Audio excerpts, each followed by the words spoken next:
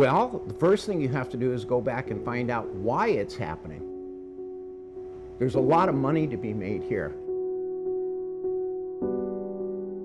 To me, it looks like a displacement of the people who were originally here, and which is, or was predominantly Hispanic people.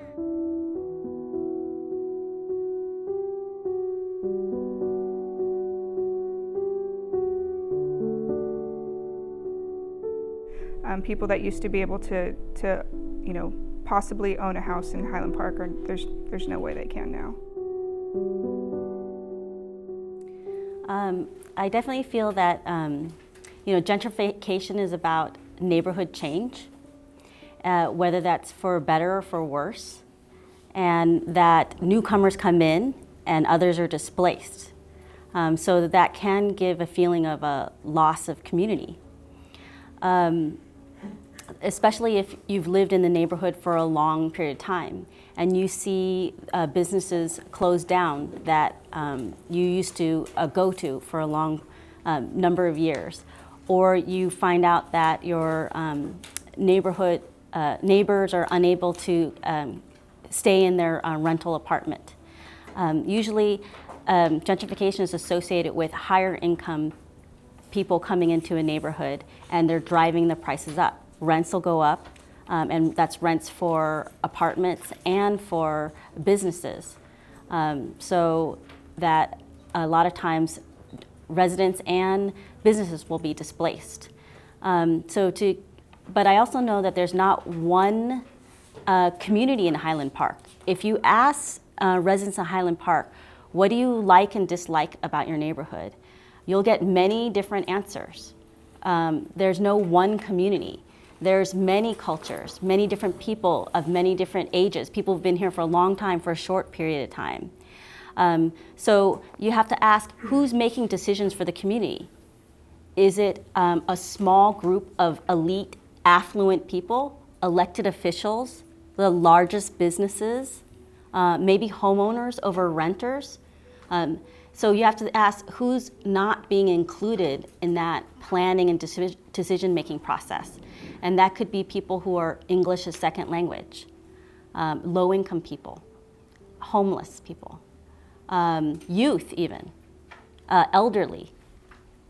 So I know that to have an inclusive planning process is the best way to sort of be able to preserve what people like in their neighborhood, which could be a variety of things.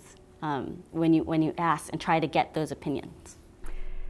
Gentrification I would say it started, real major signs of it started in early aughts, around 2005, 2006. You started to see York change. I think York has always been like the epicenter with the York bar. And then, that went into other bars changing, like Hermosillo used to be a very Latino bar, and now it's kept the name, but it's a very different clientele. Lots of different restaurants have come in. So I think where you really saw it, it started with the businesses, and here and there you'd see different faces coming in. You'd see more Anglo people coming in. I think the people that see it the most the most immediately are renters. Renters end up not able, the housing prices go up, rentals and owners, but it's really the renters who are used to living in this area, and if they have to move, they whether it's because their landlord is trying to capitalize on the new rents and trying to evict people or whatever's happening, it's they end up having to look for new housing, and most of the time in places that are gentrifying, they can't afford to stay in the neighborhoods, and that's the saddest part is because a lot of people that have lived in Highland Park tend to stay in Highland Park. It's a great community. It's always been a close-knit community, and people have been here for generations, and it's a lot of renters who felt I think they felt the brunt of it early on, and now homeowners too. Instead of us being able to have our usual home, our usual, routines here, it's like we're pretty much getting kicked out, and it's actually limiting a lot of like, how can I say it, a lot of opportunities for our children, especially because some, like majority of the single parents would be Latinos, Hispanics, as one of myself, you know, and it is kind of tough because we cannot afford the rent. We cannot afford to pay rent, bills, daycare, schooling, materials, anything like that, or even the meals, you get me? So due to the fact that they're actually raising up everything, it's horrible. Well, for me, the rent and where I live in the apartments, like this last month, it went up $30. And when my parents first got here, they only had to pay $700, and now they pay $1,200. What do you believe are the positive effects of gentrification? Name one. People being pushed out. Well, that was all set up. Just remember it. Everybody talks about low-cost housing. And I've been in the city, and my family came out of Chavez Ravine. I can tell you all about low-cost housing from the city, who says, we're going to move you all out, we're going to build low-cost housing, and you're going to be able to come in. Except they never did it. I'm not blaming the Dodgers, believe me. But it's the city politicians who said that and didn't follow through and didn't do it. They set up things, you know, like there's this a sundown clause in low-income housing where it was to last 30 years. And so we have all of these homeless people in Highland Park that came out of these clauses where after 30 years they could raise their market rate to market rate. And that's exactly what they did because they were following the law. I mean, you know, you have an investment, you want to make a profit, right? But there are social values involved with people.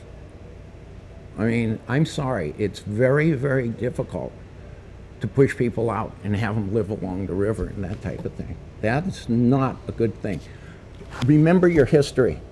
Remember in England, who was that?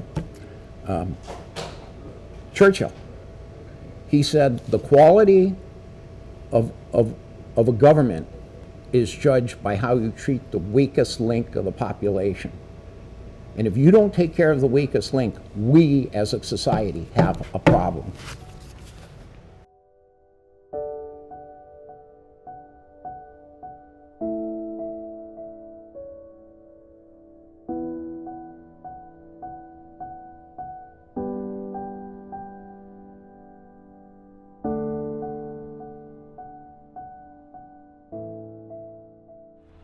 Well, for growing up over here, I was always welcome because I knew everybody in the whole community. But now, like, people just look at me like, who are you? And like, it's very like unwelcome because I don't feel like I belong here anymore, even though I grew up over here.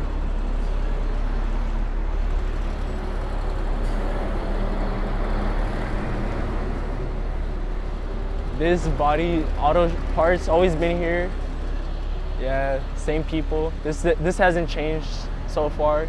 This café de leche, which is pretty ironic because there's like rich middle class people that go here, probably don't even know how to speak Spanish. This, I don't even know what this was before, but you can't even tell. It doesn't even have a name or anything. Like stuff nobody even needs around here, and like just useless to me. Maybe to other people it might be like good. No, it's good for little businesses to come in, but what all these young people that are opening businesses down the street don't understand is they're only in there for 3 or 4 or 5 or 6 or 7 years, and then they're gone.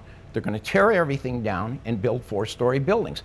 Look at Old Town Pasadena. The same thing happened 25, 30 years ago, correct? You've seen it happen. Old Town Pasadena was so bad that the Rose Parade threatened to bypass parts of Old Town, parts of Colorado Boulevard. It was so bad. They redeveloped it and in-rushed all the little entrepreneurs, and they got in there and they really did well. Well, who's in there today? They're all corporate. and they all want a location on Colorado Boulevard in Old Town to say, hey, look at us. They're advertising themselves. It doesn't matter how much they pay for their real estate because they're advertising for their entire chain, and they're gonna sell. There's no more little people left in Old Town Pasadena. They're all gone. They've been pushed out. And the same thing's going to happen on York Boulevard. The same thing's going to happen down on Figueroa. I'll assure it. If anybody wants a bet, we'll take it right now.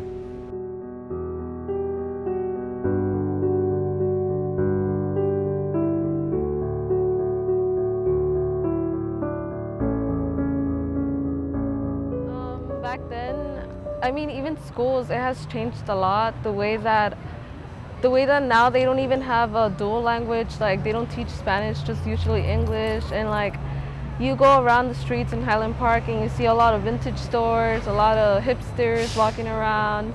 Late night, there's like clubs, yeah, with a lot of hipsters. And back then, like there was it was more like of a Mexican community, and I guess now you can see the hipsters coming into Highland Park and changing it in many ways. So Highland Park has changed a lot. As you all probably know, it's going through these issues of gentrification. But a lot of things about gentrification that they don't talk about is that it has a lot of different areas that affects different people. For instance, a lot of people like to focus on the issues of displacement from housing, so people not being able to afford where they live anymore, mostly affecting the renter community. But there's other dynamics that take place too, other things that happen where, police, target a specific community, target specifically youth of color. That's something I experienced growing up too, as I was like skateboarding down the streets. I would always get chased by the cops or pulled over by the cops, searched. And and then they just let me go, and that was something that I was like, oh, okay, like that's something that you grow up doing. You just get like searched by the cops, you get pulled over. That's just something that happens all the time, and especially now with gentrification, you see it that it's more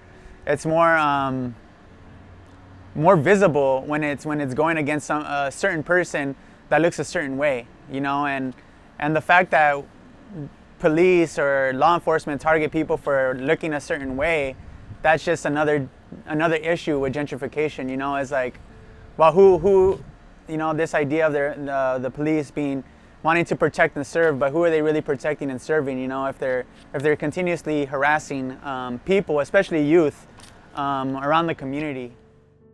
And a lot of us were feeling really frustrated with the changes in the community, and we started talking about what can we do?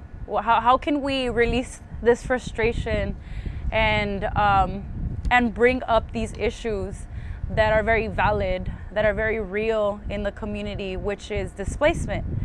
Because although everything might look pretty on the outside, it's not that black and white. There's a lot of hues in between. And our first action that we had were mock evictions.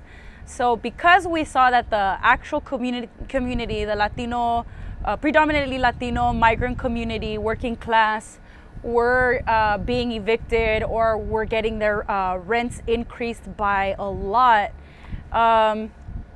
we said, okay, let's create an action just to create a buzz, like let's get people talking about it, about the other side, not just the pretty side. Is there any solutions or just questions? Well, definitely knowing your rights as a tenant, because a landlord shouldn't be able to kick you out for no reason at all. Typically, though, landlords will try to get around by kicking a tenant out by saying, we're going to move in or we're going to sell, whether that's really going to happen or not. And so knowing your rights as a tenant, I think, is very important. We don't have rental control, but that is something that we can push for throughout LA. But some people say that there are that rent control isn't effective because they say people get around it by leasing it out. Like you're a renter and you still lease it out to someone else. And so there are still ways, to get around that. But I think also promoting affordable housing, I think, is very important. What I would like for them to know is that it's messed up how you know they make that big change, but yet they cannot treat every color as equal. You know, they say not to be racist, but this world is becoming racist. So it's like just pretty much everyone treat everyone equally. So that's what I would like for people to know.